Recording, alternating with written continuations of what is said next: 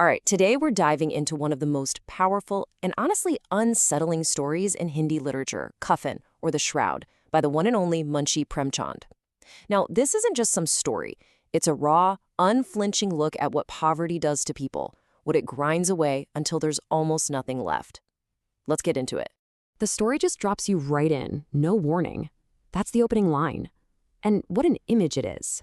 You got this life or death battle happening inside the hut, but right outside, there's just silence, a dead fire. The contrast is immediate and chilling. You feel the sense of dread right from the get-go. So, let's start with this so-called vigil. But as you're about to see, it's a vigil of, well, shocking indifference. And it all centers on our two main characters, a father and son named Ghisu and Madhav. And here is where you start to realize something is deeply wrong. Inside, a woman is literally dying in childbirth. Her cries fill the air. And outside, her husband and father-in-law are focused on one thing, their hunger.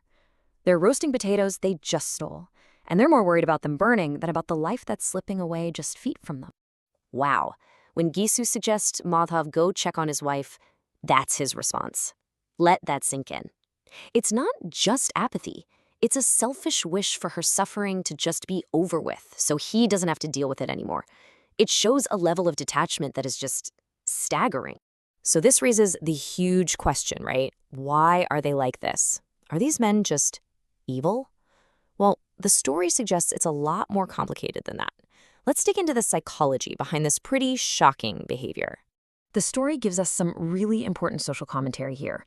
Look at this comparison. On one side, you have the life of a typical peasant, just endless, back-breaking work for basically nothing. You're always in debt, always exploited. Then you've got Ghisu and Madhav. They've seen that game, and they've just decided not to play. They've chosen laziness, because why bother with pointless work? And this right here is the key. The story is basically telling us their laziness isn't some moral flaw, it's a logical response. I mean, why would you work yourself to death if the people who do are just as poor as you are?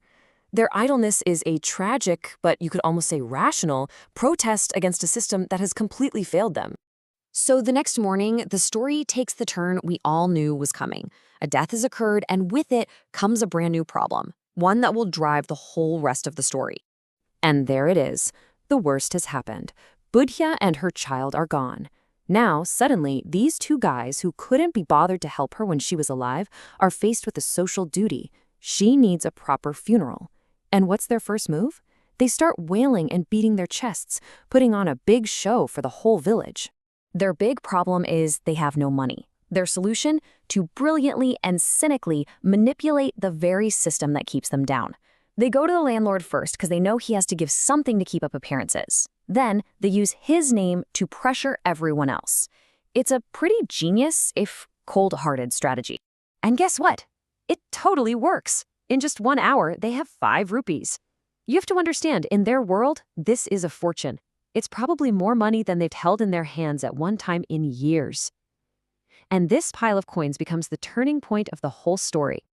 Okay, so they have the money, they're heading to the market to buy a shroud for Budhya. That's the plan.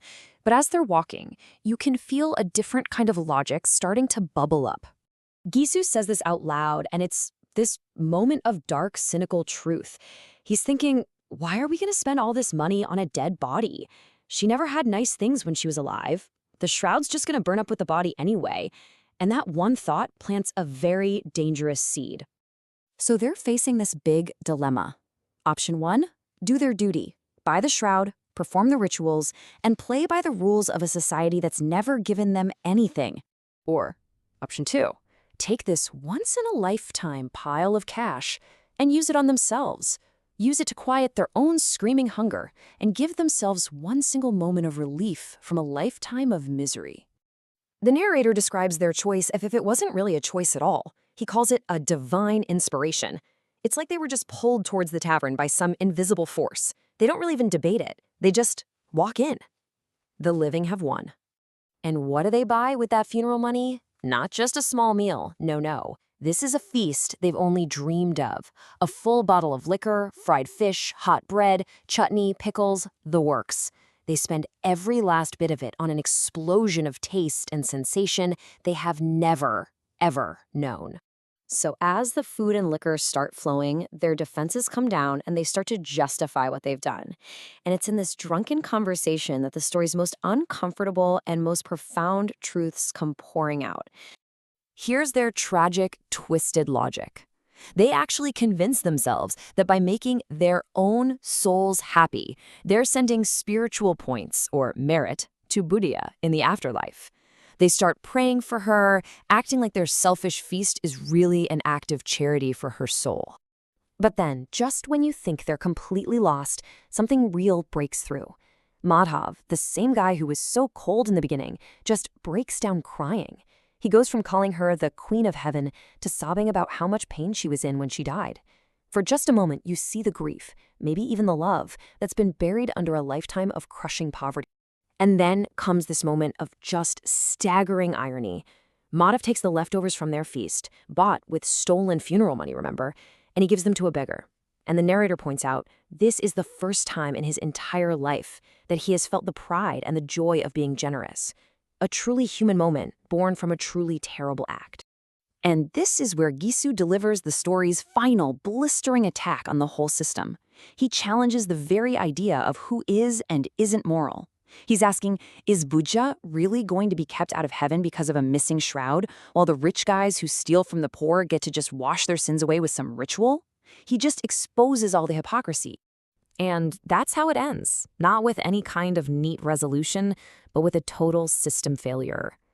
They sing, they dance around, and then, overcome by the alcohol and a lifetime of emotions they could never show, they just collapse in a heap on the ground. All while Buddha's body is still lying there, waiting. So, we're left with this question. Are Ghisu and Madhav just monsters? Are they men without a shred of human decency? Or are they the logical, inevitable product of a monstrous society, one that gives them no hope, no dignity, and no reason to be good? That's the question Premchand leaves you to wrestle with long after you've finished the story.